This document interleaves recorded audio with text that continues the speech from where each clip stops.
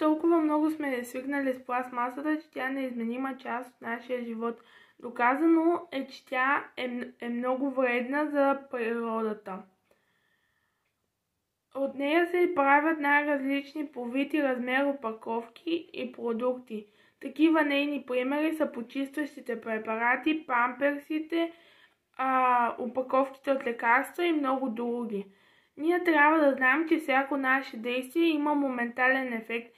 Често си казваме е само една чашка, виличка, лъжичка, турбичка за еднократна употреба, но това не си го казва един човек, а си го казват милиони хора.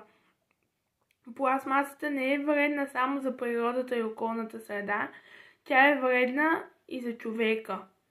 Ние може да заменим пластмасата в дома, в банята, в кухнята и навън, като използваме торбички за многократна употреба, рециклираме своя буклук за многократна употреба и много други. Трябва първо да променим себе си, за да променим света.